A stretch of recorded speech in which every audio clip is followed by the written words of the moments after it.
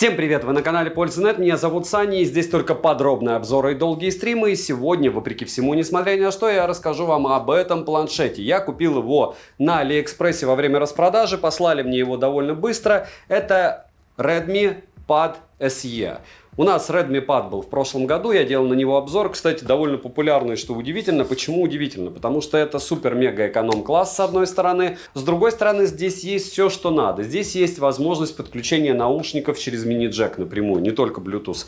Разумеется, есть Wi-Fi, разумеется, есть возможность расширять через карту памяти внутреннюю память. Здесь довольно неплохие динамики, не самая плохая плотность пикселей, 90 Гц экрана и, наконец-то, Qualcomm-овский, вроде бы, наконец-то, Qualcomm-овский процессор, потому что напоминаю, что в прошлой версии был у нас Helio G99. Но, как говорится, не спешим покупать. Почему? Потому что несколько вещей в мире сейчас продаются плохо. Первое — это планшеты, второе — продаются плохо — это ноутбуки, и третье — вы можете сами погуглить, что очень плохо продаются твердотельные накопители. То есть, если вы собираетесь приобретать подобное устройство, выбор у вас вроде бы небольшой, но по факту просто космос. Почему? Потому что они не особо идут вперед, как в флагманы, допустим, у смартфонов по камерам или по процессорам. Они в каком-то смысле топчутся на месте, стараются сделать для нас более удобный продукт, комфортный для использования, с большей длительностью заряда батареи и, разумеется, меньшей стоимостью. Насколько хорошо получилось у нас у Xiaomi Redmi в этом устройстве,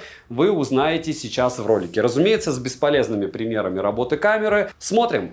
Перейдем к распаковке. Упаковка весит 837 граммов. Поставляется данный планшет в белой коробке с изображением самого планшета. Название модели и краткие характеристики, разумеется, на упаковке. Коробка пришла целая, как и сам планшет. Упаковано все надежно, отлично. В комплекте мы имеем документацию, кабель с USB-A на Type-C, блок питания на очень скромные 10 Вт и сам планшет. Redmi решили на всем экономить вместе с Xiaomi. Слот в планшете предназначен под карту памяти до 1 терабайта, хотя просится туда еще и симка физическая.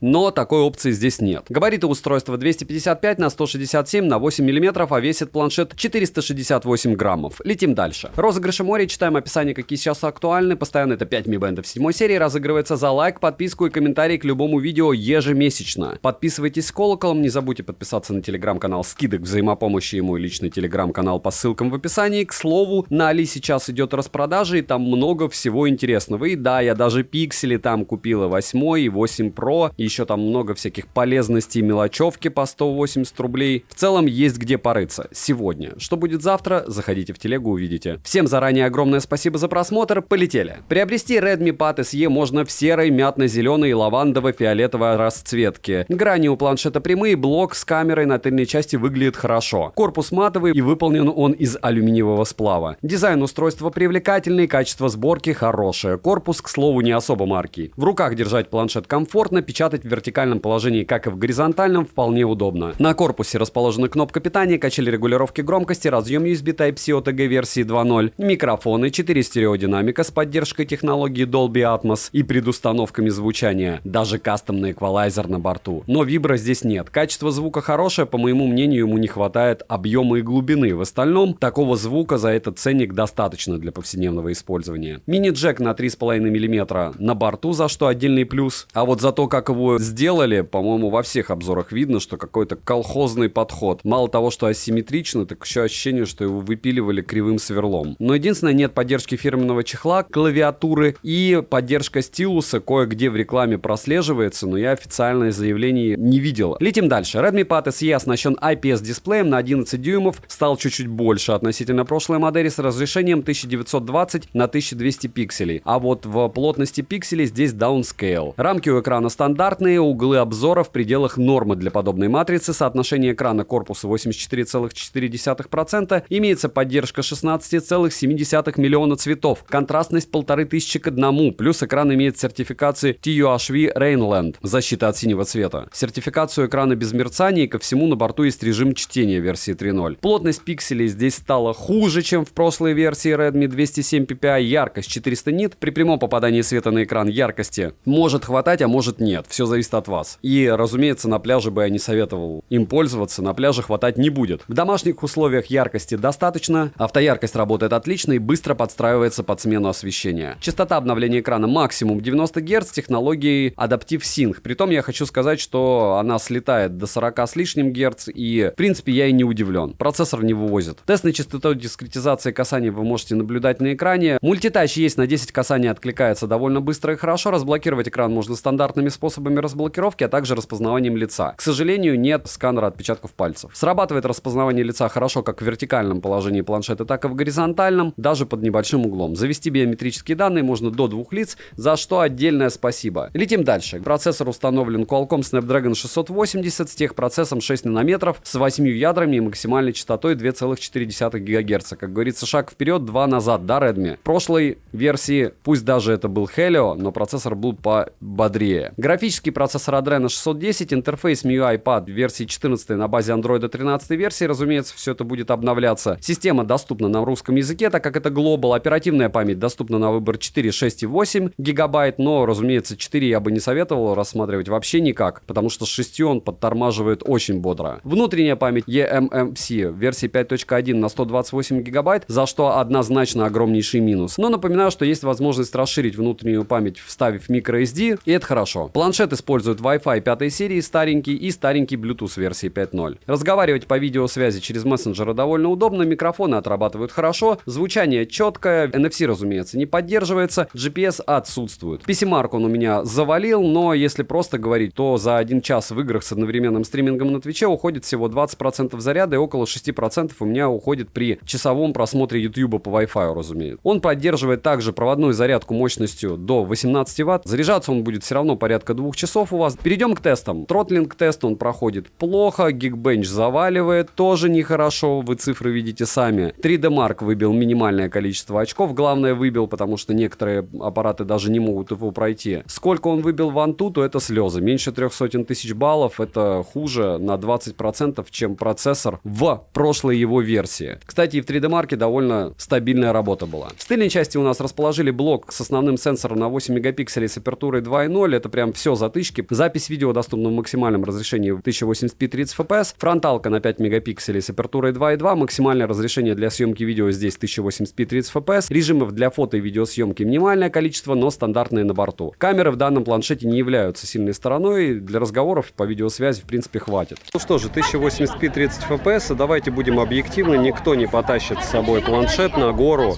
притом такого размера, притом с такой камерой. Но у вас как раз есть уникальная возможность посмотреть на человека, который потащил его. И вот так с иксами X5 будет работать камера, абсолютно бесполезно это увеличение. Можно ставить на паузу, можно делать стоп. И в целом, если с одной руки вы будете все это дело снимать, то съемка, я не знаю для чего хороша, но для чего-то может быть хороша. Во всяком случае, вы видите пример ее работы.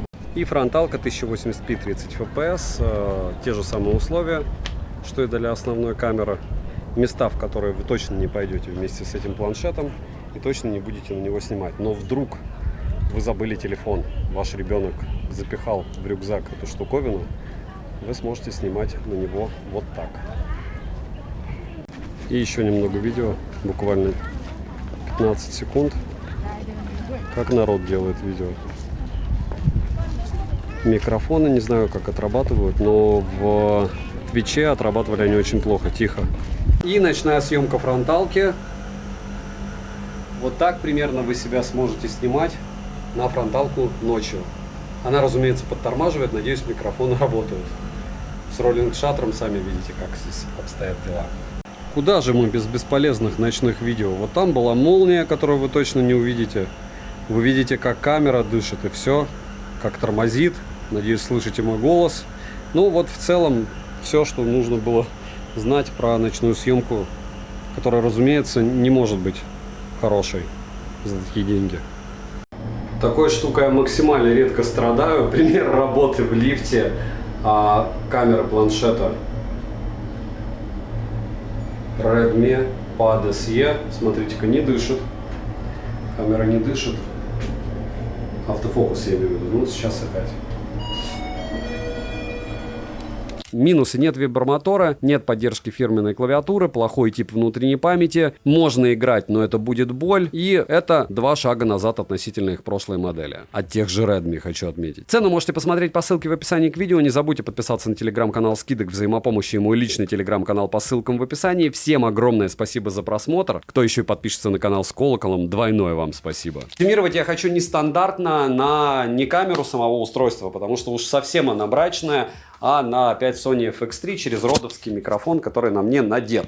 Так вот, что бы я хотел вам сказать. Шаг вперед, 2 назад. То есть они сделали процессор, запихали более слабый, внутреннюю память плохую, плотность пикселей здесь ниже, экран 400 нит, в принципе, яркости хватает, но для кого это устройство, для чего это устройство? Чтобы просто у них был обновленный парк эконом-класса, или им подарили просто куалкомовские процессоры 680, им некуда было их запихать, а вот в этот колхозно дрелью, наверное, выпиленный в корпусе мини-джек, за него вообще нужно просто матом ругаться. Ладно, у нас Type-C-шник не по центру, но вот это делает, ну это позорище какое-то. Повторяюсь по поводу парка планшетов. Это то же самое примерно как и с умными часами. На них, кстати, топ-10 уже был на канале, и практически на все умные часы я стараюсь делать обзоры. Так же, как и на большинство планшетов. У нас есть море планшетов от Samsung, но их дешевых очень мало. Но с другой стороны, у нас есть Honor-овские, Huawei-овские планшеты. У Huawei-овских, у которых нет Google сервисов,